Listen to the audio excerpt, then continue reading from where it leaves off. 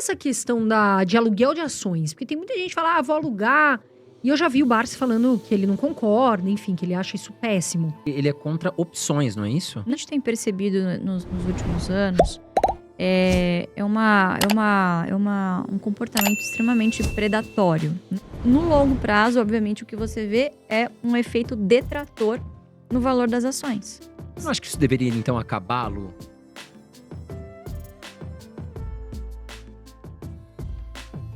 E essa questão de aluguel de ações? Porque tem muita gente que fala, vou alugar. E eu já vi o Barsi falando que ele não concorda, enfim, que ele acha isso péssimo. O que você acha? Você, Luíse? Tem um ano que eu não alugo mais as minhas ações. Eu mudei de ideia, tá? Não, o Barsi fala, ele é contra opções, não é isso? Não. Contra opções a gente faz. Ah, tá. Aluguel de ações. Opções Ele falou não, que ele acha- aluguel de ações, tá. Ele Aluguel acha de ações. horrível, né? Não, o que a gente tem percebido nos últimos anos um comportamento extremamente predatório, né? O que mudou nesses últimos 5 anos? Você tem um negócio que é o RLP, a grande maioria dos investidores nem sabe o que é e nem sabe que está autorizado, que a corretora pediu autorização para fazer isso com a carteira deles, que é basicamente o facilitation, que a gente chama, né? Da corretora ser a sua contraparte na operação que você está lá, ou comprando ou vendendo. É garantido ao investidor que ele vai ter o melhor negócio possível, mas, nesse intermédio, a corretora fica com um spread de 2 centavinhos ali. Então, no momento que você vai abrir uma conta, ou que você vai fazer o seu perfil do investidor, enfim, você assina lá numa letrinha bem pequena, autoriza a corretora a fazer o RLP em meu nome, piriri, pororó. Então, ela fica brincando com esse float que está sob custódia. E aí, obviamente, ela vai fazer na receita. E qual que é o outro box que a pessoa, né, às vezes dá o check e não sabe? Que é a questão da carteira remunerada. Então, ali você está dando poderes para a mesa da corretora alugar os ativos em seu nome. O que é muito legal, afinal, se a pessoa não tem uma quantidade muito grande de ações, ela não tem poder de barganha para alugar as suas ações numa taxa interessante. Então, se você tem 100 ações, você não vai conseguir. Você vai conseguir a taxa de mercado e olhe lá, né? Agora, se você é um investidor mais robusto, se você já tem uma carteira maior, talvez você consiga, junto ao seu assessor, condições, taxas melhores para você. Mas o que acontece geralmente no grande varejo, né, com a grande maioria das pessoas? Esses dois quadradinhos, esses 2 checks aí estão feitos, você nem sabe o que está acontecendo, e a mesa fica brincando de alugar as suas ações, de emprestar para quem está operando short, de emprestar para quem está fazendo o long and short, enfim, são várias operações de mesa, enfim, estruturadas, e que tem tido um efeito, na nossa opinião, muito predatório na base acionária. Então, quer dizer, um fundo qualquer, né, ele, na hora que vai se desfazer de uma posição, não tá nem aí, ele se desfaz de uma vez, porque ele precisa entregar o dinheiro pro cotista dele em D mais 30, em D mais 60. Entende? Sim. Quando você tá lidando com o dinheiro dos outros, é fácil, né, vamos dizer assim. Agora, o investidor que só compra, que é um investidor de longo prazo, ele é prejudicado tanto pelo RLP quanto pelo aluguel de ações no longo prazo. Então, por mais que você se beneficie dessa taxa no curto prazo, que é uma boa remuneração no curto prazo, afinal, você não vai vender, as ações estão lá paradas, no longo prazo, obviamente, o que você vê é um efeito detrator no valor das ações. Justamente porque você está emprestando para quem está apostando na queda. Quer dizer... E muitas vezes porque tem muita gente que aluga ação e acaba perdendo dinheiro, né? Eu acho que vai cair, eu acho que... E às vezes não acontece isso. E a pessoa são alugou, apostas, além né? de ter pago o valor, exemplo da Luíse, né? Vou pagar, tô dando um exemplo aqui. Vou pagar R$10. E de repente a ação cai. Quer dizer, a pessoa, além de ter pedido um empréstimo, ela perde o que não teve a valorização da ação. Exatamente. Acontece muito isso no mercado, né, Lu? Exatamente. Então, o Barsi há algum tempo não aluga mais ações. Muito difícil, assim, a não ser que algum amigo ou alguém precise, e aí pontualmente um papel ou outro ele cede para alugar para alguma finalidade específica. Agora, deixar à disposição da mesa para alugar ativamente, eu também não faço mais. Você não acha que isso deveria, então, acabar, Lu?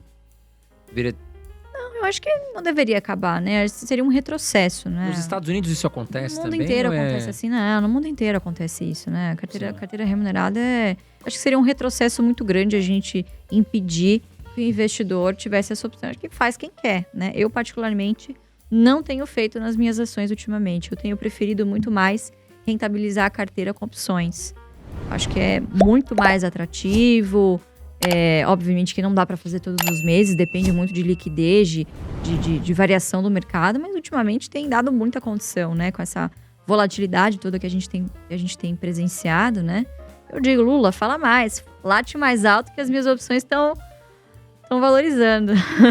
Em relação, até queria te perguntar, Lu, algo que as pessoas me perguntam muito e pra você, acho que pra todo mundo.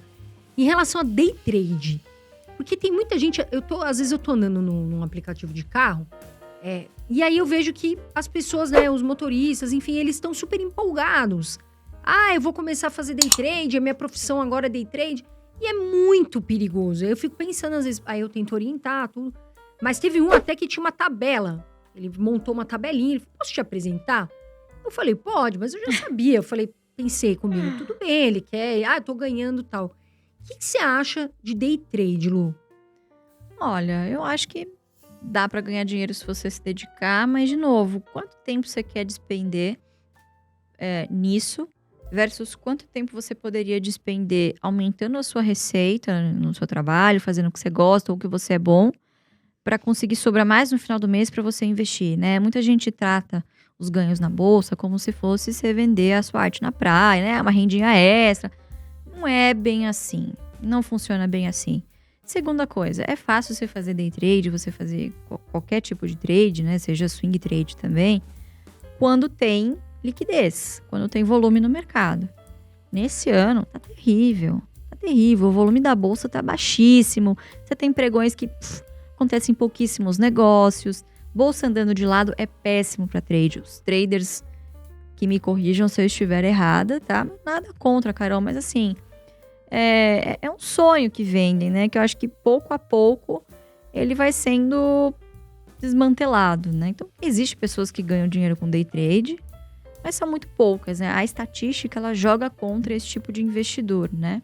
Então, você precisa de muito estudo, muito trabalho, muita dedicação para você ser bem sucedido. É possível, sem dúvida, mas são muito poucos, né, que conseguem. Agora, dizer para você que, vou fazer day trade aqui 1-2 horinhas do meu dia e é isso aí, fechar o home broker não existe isso, né? Muito difícil você fazer isso com consistência. Você acerta um ou outro, mas E vira um vício, né? Porque geralmente, daí você perde, você quer pois ganhar. aí que tá. O day trade, ele tem esse componente do jogo. Diferentemente do investidor de longo prazo, e eu tô falando do investidor de longo prazo por convicção.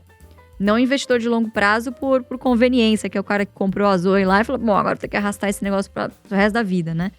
Mas o investidor de longo prazo por convicção, eu sempre brinco que ele trabalha 1, 2, 3 vezes no máximo por ano. Ele tem que estar atento a, por exemplo, períodos que sempre vão ocorrer também de grande oportunidade na bolsa. Então, sempre tem algum momento em que dá excelentes oportunidades, né? Então, ano após ano a gente teve. Então, teve greve dos caminhoneiros, depois teve o episódio do Wesley Day. Enfim, todo ano é uma grande oportunidade, né? Esse ano, aparentemente, ainda não tivemos essa grande queda. Então, acho que é nesses momentos que o investidor tem que estar mais atento, né? E quando saem os balanços. Só nessa ocasião que o investidor de longo prazo trabalha com Não isso. precisa ficar ali todo dia lutando, torcendo. Exatamente. Que vira torcedor, né? Mas O cara existe... olhando uma vez por mês ali, se ele tiver uma estratégia bem feitinha ali, E ele existe consegue o tocar a trade-off. carteira, né? Você precisa de tempo para que essa estratégia Sim, te retorne. exato. Né? Então, Não pode se desesperar a qualquer outro dia volatilidade me do falaram um mercado. negócio, investir a longo prazo é assim, panela vigiada, a água não ferve. É exatamente igual. Distrai um segundo pra você ver só se a água não começa a borbulhar. Investir é exatamente a mesma coisa. Você olhar a grama crescer. Aporta, pega lá os dias que você determinou para você estudar, para você fazer o seu aporte. Fecha o home broker, vai investir nos seus estudos, no tempo de lazer com a sua família. Os seus investimentos em bolsa, eles não têm que te tirar o sono. Se tá te tirando o sono, tem alguma coisa errada. Ou você alocou recurso demais para essa categoria de investimento, ou você talvez tenha tomado uma atitude ali com pouca confiança, né? Não sabe muito bem o que você está fazendo. Então, é para você dormir tranquilo, né? Não o contrário, não tirar o seu sono.